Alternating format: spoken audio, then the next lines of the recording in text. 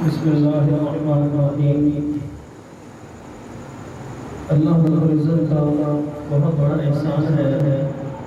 کہ اللہ رب العزت نے ہمیں مسجد کے بابرکت ماحول کے اندر نماز باجماعت ادا کرنے کی توفیق عطا فرمائی ہے، اور یہ محض اللہ رب العزت کے فضل و کرم سے آج ہم یہاں پر جمع ہیں۔ اللہ رب العزت سے ہم سب دعا کرتے ہیں کہ اللہ تبارک و تعالی ہمیں توحید و سنت کے مطابق زندگی گزارنے کی توفیق عطا فرمائے۔ ابھی پچھلا ماہ رمضان المبارک کا مبارک مہینہ تھا جو ہم سے جدا ہو چکا ہے۔ جن لوگوں نے رمضان مبارک مہینے کے اندر عبادات کی ہیں، تلاوت کلام پاک پڑھی ہے اور روزے رکھے ہیں، ان کی تو عید ہو گئی، اور الحمدللہ وہ تو بڑے سعادت والے ہیں، خوش قسمت ہیں۔ اور وہ لوگ جو رمضان مبارک کے روزے کسی شرعی عذر کے بغیر چھوڑتے رہے ہیں اور انہوں نے روزے نہیں رکھے، قرآن پاک کی تلاوت نہیں کی، ذکر اذکار نہیں کیا، اپنے رب کو راضی نہیں کیا، یقیناً وہ خسارے والے رہے ہیں۔ ان کو افسوس کرنا چاہیے اور اللہ تبارک و تعالیٰ سے معافی مانگنی چاہیے، اللہ تبارک و تعالیٰ سے توبہ کرنی چاہیے، اور رمضان مبارک کے جو روزے نہیں رکھے بغیر کسی شرعی عذر کے، تو ان کو دوبارہ ان کی قضا لوٹانی چاہیے۔ حدیث شریف میں آتا ہے، جناب نبی کریم صلی اللہ علیہ وآلہ وسلم نے فرمایا کہ وہ انسان جو بغیر کسی شرعی عذر کے رمضان مبارک کا روزہ چھوڑتا ہے اور وہ ساری عمر بھی روزے رکھتا رہے لیکن اس کا نعمت بدل نہیں، اس کے اجر کو نہیں پا سکتا۔ اس لیے ہم سب دوست احباب اور سننے والے آج سے یہ ارادہ کریں کہ آئندہ زندگی کے اندر جتنے رمضان مبارک آئیں گے، اللہ تبارک و تعالیٰ کے فضل و کرم سے ہم سارے رمضان کے روزے رکھیں گے اور تلاوت، ذکر اذکار اور پورے اہتمام کے ساتھ رمضان مبارک کا مہینہ گزاریں گے انشاءاللہ۔ رمضان مبارک رخصت ہو چکا ہے، رمضان مبارک کے بعد شوال کے مہینے کا آغاز ہو چکا ہے۔ شوال کے بارے میں جناب نبی کریم صلی اللہ علیہ وآلہ وسلم نے فرمایا کہ شوال کے اندر جو مسلمان، جو انسان 6 روزے رکھتا ہے شوال کے اندر، اس کو جناب نبی کریم صلی اللہ علیہ وآلہ وسلم نے فرمایا صیام الدہر، کہ وہ سارے زمانے کا روزے دار ہے۔ کیا فرمایا کہ سارے زمانے کا روزے دار ہے، کہ جس نے ساری عمر دوسرے عمر لفظوں میں روزے رکھے، اتنا بڑا اجر ہے۔ ایک اور حدیث شریف میں آتا ہے، جناب حضرت ابن عمر رضی اللہ تعالی عنہ سے روایت ہے کہ جناب نبی کریم صلی اللہ علیہ وآلہ وسلم نے ارشاد فرمایا کہ جو انسان رمضان مبارک کے بعد شوال کے 6 روزے رکھتا ہے، اللہ تبارک و تعالیٰ اتنا اجر دیتے ہیں، اتنا اجر عطا فرماتے ہیں، اتنا اجر عطا فرماتے ہیں، اور اتنا اس کے گناہوں کو معاف فرما دیتے ہیں کہ جیسے وہ انسان پیدائش کے وقت ماں کے پیٹ سے نکلتا ہے اور بالکل معصوم ہوتا ہے، گناہوں سے پاک ہوتا ہے، اس طرح وہ انسان جو شوال کے 6 روزے رکھتا ہے وہ بھی اسی طرح گناہوں سے پاک ہو جاتا ہے۔ اللہ تبارک و تعالیٰ اس کی مغفرت فرما دیتے ہیں کہ جس طرح ماں کے پیٹ سے نکلا ہے، معصوم بچہ ہے، اسی طرح الحمدللہ اس کے سارے گناہوں کو معاف کر دیا جاتا ہے۔ تو اس لیے بہت بڑا اجر ہے۔ تو آج سے ہم ارادہ کریں، ابھی کافی دن ہیں شوال کے، اصل تو یہ ہے کہ عید کے دن چھوڑ کے اس کے بعد 6 روزے لگاتار رکھنا چاہیے۔ اگر کسی مجبوری کی وجہ سے، کیونکہ یہ فرض نہیں ہے، یہ نفلی روزے ہیں، سنت ہے آپ صلی اللہ علیہ وسلم کی، تو آپ پورے شوال کے مہینے کے اندر ان روزوں کو پورا کر سکتے ہیں، چاہے یک مشت رکھ لیں، یعنی کہ 1 2 3 4 5 6 روزانہ رکھ کے پورے کر لیں، یا وقفے سے جس طرح آسانی ہو اس رمضان و شوال کے روزے کو پورا فرمائیں، تو بہت بڑا اجر ہے۔ میں بھی ارادہ کرتا ہوں کہ اللہ تبارک و تعالیٰ سے اللہ تبارک و تعالیٰ نے بہت دن پڑھے ہیں کہ شوال کے ہم 6 روزے اس نیت سے رکھیں کہ پورے زمانے کے ہم روزہ دار کہلائیں، اور اس نیت سے رکھیں کہ جو حضور علیہ السلام نے اس کی فضیلت فرمائی ہے کہ جو انسان رمضان مبارک کے بعد شوال میں 6 روزے رکھے گا تو ایسا معصوم ہوتا ہے ایسے پیدائش کے وقت بچہ ہوتا ہے۔ پھر اس کے بعد آگے مزید روزے ہیں۔ حضرت میمونہ بنت سعد رضی اللہ تعالی عنہا فرماتی ہیں کہ میں نے جناب نبی کریم صلی اللہ علیہ وسلم سے عرض کیا کہ یا رسول اللہ صلی اللہ علیہ وسلم کہ نفلی روزوں کے بارے میں فرما دیجیے، تو جناب نبی کریم صلی اللہ علیہ وسلم نے فرمایا کہ ہر ماہ میں 3 روزے رکھنے چاہیے۔ فرمایا کہ ایک روزے کے بدلے اللہ تبارک و تعالیٰ 10 خطاؤں کو معاف فرماتے ہیں۔ کتنی خطاؤں کو؟ 10 خطاؤں کو معاف فرماتے ہیں۔ تو اس لیے یہ بھی بہت بڑی فضیلت ہے کہ ہر ماہ 3 روزے رکھے جائیں۔ پھر آگے فرمایا جناب حضرت عبداللہ ابن عمر رضی اللہ تعالی عنہ سے مروی ہے، جناب حضور علیہ السلام نے فرمایا کہ جو انسان بدھ جمعرات اور جمعے کے کون سے دن؟ بدھ جمعرات اور جمعہ کے دن جو انسان 3 دن روزے رکھتا ہے، جو انسان 3 روزے رکھتا ہے، بدھ کے، جمعرات کے اور جمعہ کے دن، اور جمعے کے دن جو انسان روزے کی حالت میں صدقہ کرتا ہے، چاہے وہ قلیل صدقہ ہو یا کثیر صدقہ ہو، تھوڑا صدقہ ہو یا زیادہ صدقہ ہو، جو بدھ کے دن صدقہ کرتا ہے، جناب نبی علیہ السلام نے اس انسان کے بارے میں فرمایا کہ اس کی بھی گناہوں کی مغفرت کر دی جاتی ہے۔ جمعہ کے دن، بدھ کے دن نہیں، بدھ جمعرات اور جمعہ 3 دن کے روزے، اور اس کے بعد فرمایا کہ جو انسان جمعہ کے دن روزے کی حالت میں صدقہ کرتا ہے، چاہے وہ تھوڑا صدقہ ہو یا زیادہ صدقہ ہو، اس کے بارے میں جناب نبی کریم صلی اللہ علیہ وسلم نے فرمایا کہ اس کے بھی گناہوں کو معاف کر دیا جاتا ہے، اس کی مغفرت کر دی جاتی ہے، اور ایسی مغفرت جیسے پہلے فرمایا تھا تو اسی طرح فرمایا کہ اس طرح مغفرت ہوگی جس طرح ماں کے پیٹ سے نکلتا ہے بچہ معصوم ہوتا ہے، اسی طرح اس کے بھی گناہوں کو معاف کر دیا جاتا ہے۔ اس لیے ہم کوشش کریں کہ دیکھو کتنی بڑی 6 دن کے روزے رکھنے کی کتنی بڑی فضیلت ہے۔ 6 دن کا تو پتہ بھی نہیں چلتا کہ سارے زمانے کا روزہ دار، پھر فرمایا کہ بالکل سارے گناہوں کو معاف کر دیا جاتا ہے، پھر فرمایا کہ مہینے میں 3 روزے رکھو، پھر آگے فرمایا جناب نبی کریم صلی اللہ علیہ وسلم نے کہ بدھ جمعرات اور جمعہ کے دن قلیل یا کثیر صدقہ جتنی استطاعت رکھتے ہو، اس سے مراد یہ ہے کہ جتنی استطاعت رکھتے ہو صدقہ کرو، انشاءاللہ تبارک و تعالیٰ سے اللہ تبارک و تعالیٰ گناہوں کو بھی معاف فرما دیں گے، اور گناہوں کی معافی کے ساتھ ساتھ انسان بالکل معصوم ہو جائے گا۔ اب اس میں یہ نہیں کہ ہم شرک بھی کریں، ہم بدعات بھی کریں، ہم سارے گناہ کریں، کبیرہ گناہوں کا ارتکاب کریں، اس کا مفہوم یہ نہیں ہے۔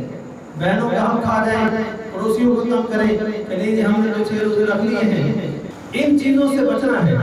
حرام کھانے سے بچنا ہے، سود سے بچنا ہے، بہنوں کا حق کھانے سے بچنا ہے، والدین کو تنگ نہیں کرنا، والدین کو رسوا نہیں کرنا۔ یہ نہ ہو کہ والدین جھولیاں اٹھا کر بددعائیں دے رہے ہیں ہمارے اعمال کی وجہ سے، اور ہم کہیں نہیں ہم نے تو سارے زمانے کے روزہ دار ہیں، ہم تو مہینے میں 3 روزے رکھتے ہیں، میں تو خود جمعرات اور جمعہ کا روزہ رکھتا ہوں، صدقہ بھی دیتا ہوں، لہذا میں تو بخشایا ہوں۔ ایسا نہیں ہے۔ جو فرائض ہمارے ذمہ ہیں، ہم نے ان فرائض کو پورا کرنا ہے، اور فرائض کے ساتھ ساتھ سنت اور نوافل اور نفلی اور سنت جو عبادت ہے اس کو کرنا ہے، تو انشاءاللہ اللہ تبارک و تعالیٰ اس کا بہت بڑا اجر عطا فرمائیں گے۔ دعا یہ کرنی چاہیے کہ کہ ہم جو سنتے ہیں، جو سناتے ہیں یا پڑھتے ہیں، اللہ تبارک و تعالیٰ اس پر ہمیں عمل کرنے کی توفیق عطا فرمائے، اور عمل کے ساتھ اخلاص کے ساتھ عمل کرنے کی توفیق عطا فرمائے۔ چونکہ جب اخلاص نہیں ہوگا، نیت ٹھیک نہیں ہوگی، ہمارا جو مجلس ذکر کا موضوع تھا وہ انما الاعمال بالنیات یہ چل رہا تھا،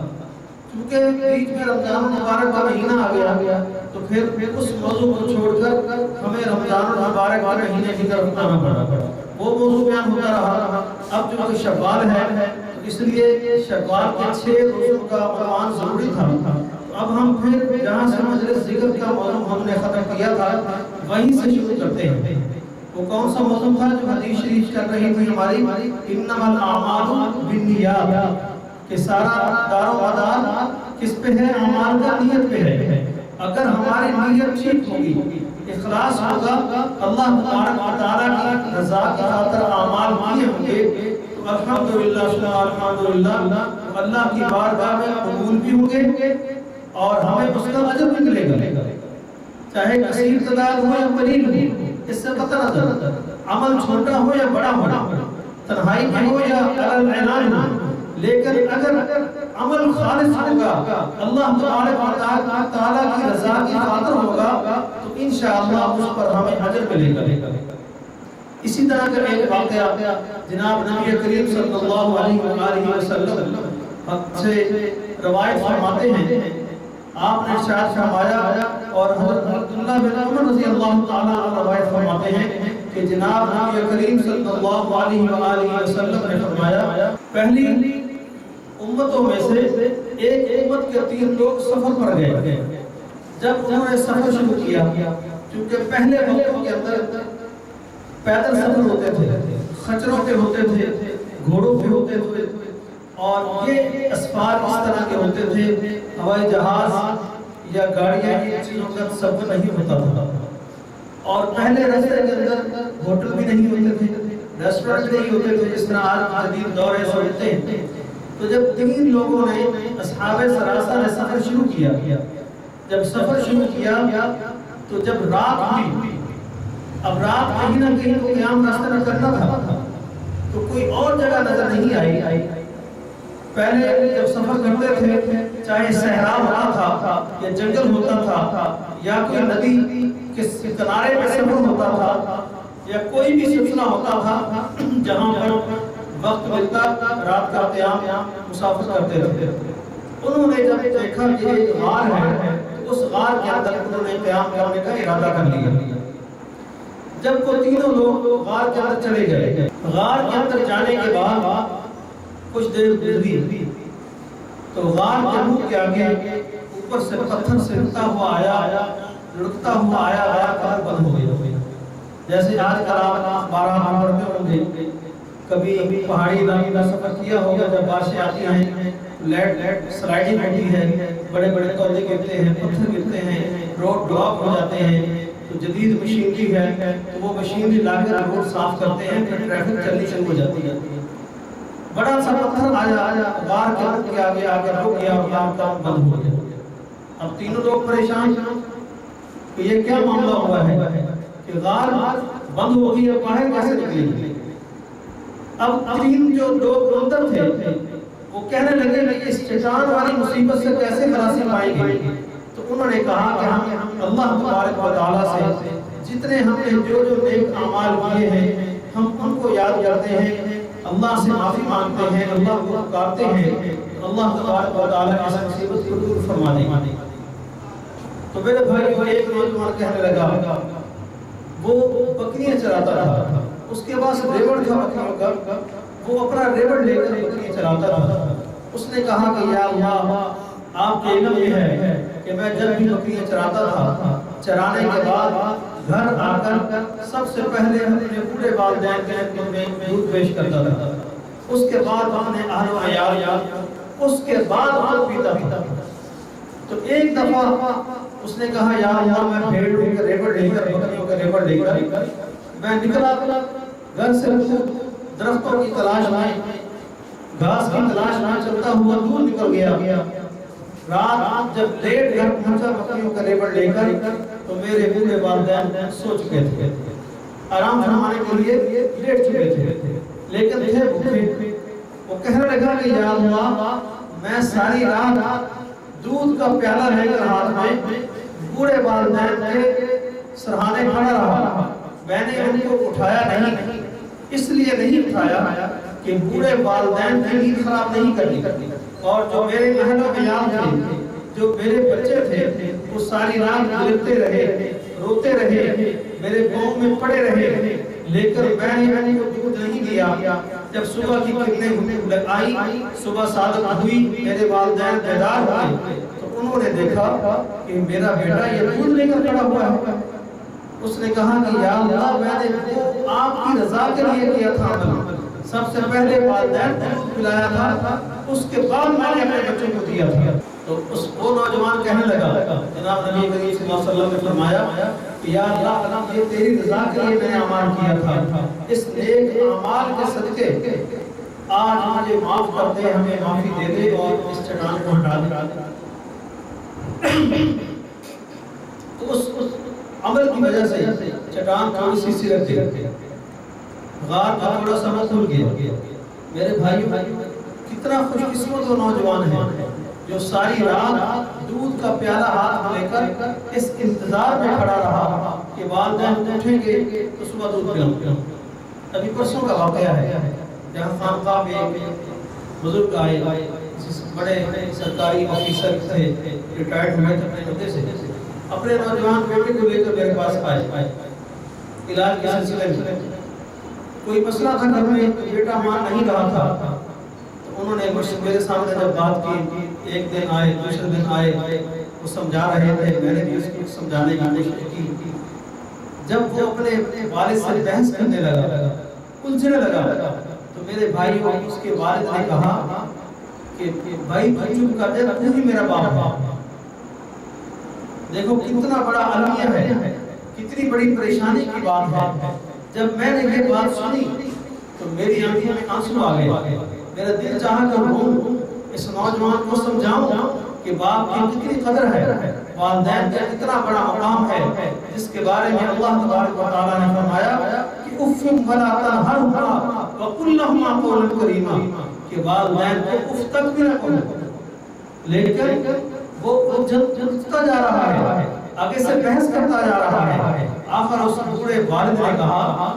اس نے کہا کہ بھائی چپ کر جاؤ، تو ہی میرا باپ ہے، میں تیرا باپ نہیں۔ اب وہ بیٹے کو سمجھا بھی رہا ہے اور اس کی آنکھیں بھر آئیں،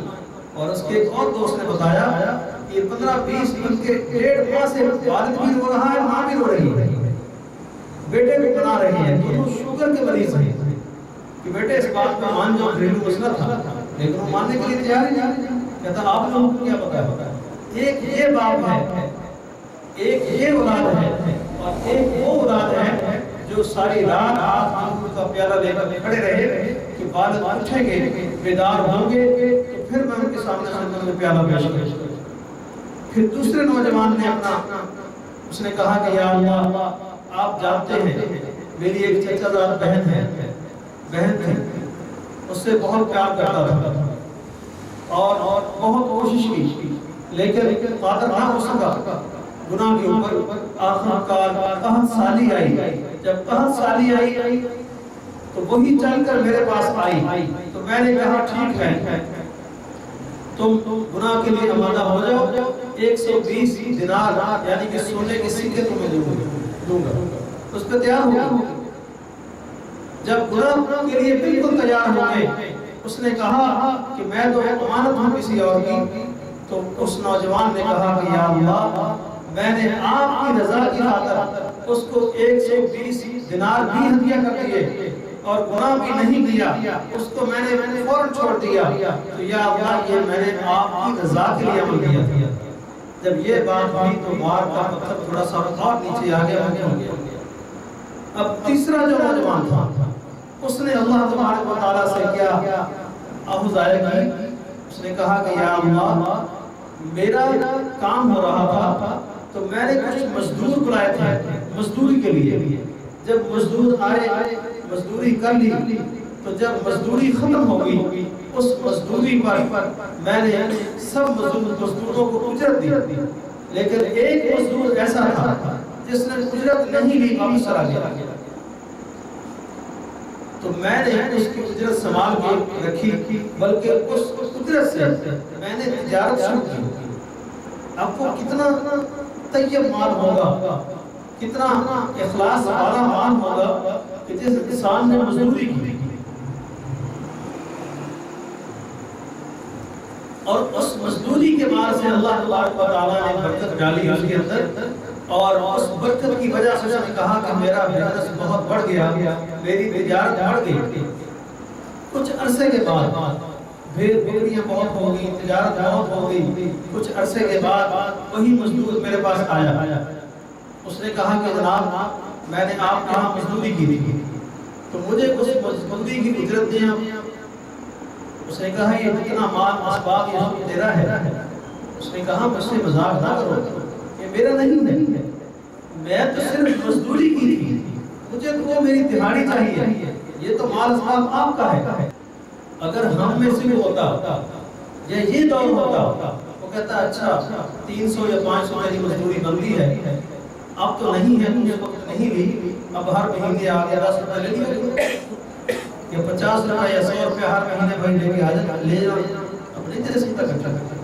لیکن اس انسان نے، نوجوان نے یہ کہا، اس نے کہا بھائی تیرے پیسوں سے میں نے مزدوری کی ہے، جو مزدوری کے اجرت کے پیسے تھے اس سے میں نے تجارت کی، اس سے میں نے بزنس کیا، اور اس بزنس سے آج اتنی اللہ تبارک و تعالیٰ نے برکت عطا فرمائی ہے کہ یہ جتنے مال مویشیاں اور جتنا یہ مال اسباب دیکھ رہی ہو، یہ اس تجارت کے صدقے اللہ تبارک و تعالیٰ نے برکت دی ہے، اور یہ سارا تیرا مال ہے۔ اس نے کہا کہ مذاق مت کرو، اس نے کہا نہیں تیرا مال ہے۔ تو اس پر اس نوجوان نے کہا کہ میں نے وہ سارا مال اس مزدور کے حوالے کر دیا۔ جب اس مزدور کے حوالے کیا تو وہ مزدور لے کر چل دیا، سارا مال اسباب اس نے اکٹھا کیا اور لے کر چلا گیا۔ اور اس نوجوان نے کہا، جناب نبی کریم صلی اللہ علیہ وسلم نے فرمایا کہ یا اللہ یہ کام میں نے آپ کی رضا کے لیے کیا تھا، کوئی اور مقصد نہیں تھا، آپ کو خوش کرنے کے لیے میں نے سارا مال اٹھا کر دے دیا۔ تو اس پر اللہ تبارک و تعالیٰ نے جو باقی پتھر تھا وہ بھی غار کے منہ سے ہٹا دیا اور غار کا منہ کھل گیا۔ یہ اعمال کیا تھا؟ انما الاعمال بالنیات، کہ سارا دار و مدار کس پہ ہے؟ نیت پہ ہے۔ اگر ہماری خالص نیت ہوگی، اگر اعمال ہمارے خالص ہوں گے، چاہے چھوٹا اعمال ہو یا بڑا اعمال ہو، انشاءاللہ اس کا ہمیں اجر اللہ تبارک و تعالیٰ کی طرف سے ملے گا۔ جیسے جناب نبی کریم صلی اللہ علیہ وآلہ وسلم نے اعلان فرمایا کہ بھائی جہاد کے لیے ہمیں مال اسباب چاہیے۔ کس کے لیے چاہیے؟ میدان جہاد میں مجاہدین نے لڑنا ہے تو ہمیں مال اسباب چاہیے۔ تو کسی نے پورا گھر لا کر دے دیا، کسی نے آدھا گھر لا کر دے دیا، کسی نے چوتھا گھر لا کر چوتھائی حصہ، کسی نے پورا ڈھیر لگ گیا۔ تو ایک صحابی تشریف لائے، بہت غریب تھے، چند کھجوریں تھیں ان کے پاس، وہ کھجور لائے اور جناب نبی کریم صلی اللہ علیہ وآلہ وسلم سے آ کر عرض کیا کہ یا رسول اللہ صلی اللہ علیہ وسلم میرے پاس گھر میں دینے کے لیے کچھ نہیں تھا، میں نے یہ یہودی کے کنویں پر مزدوری کی ہے، مزدوری کے جو مجھے مزدوری ملی یہ کھجوریں کچھ میں نے گھر میں دی ہیں، باقی یہ کھجوریں لا کر یہ مال میں نے آپ کی خدمت میں لا کر رکھ دیا ہے۔ تو جناب نبی کریم صلی اللہ علیہ وسلم نے فرمایا کہ اس کو سارے مال کے اوپر بکھیر دو، ڈھیر کے اوپر بکھیر دو۔ کس لیے؟ کہ یہ اتنی خالص نیت سے لایا ہے کہ اس کی قدر و قیمت بہت بڑی ہے۔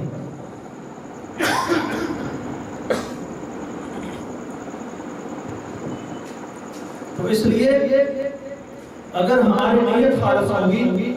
تو چھوٹا سا عمل بھی بڑا کا اجر ملے گا۔ اگر خالص نیت نہیں ہوگی تو احد پہاڑ کے برابر بھی ہم عمل کر لیں لیکن اس کا فائدہ کچھ بھی نہیں ہوگا۔ اس لیے آج ہم یہ پہلا باب تھا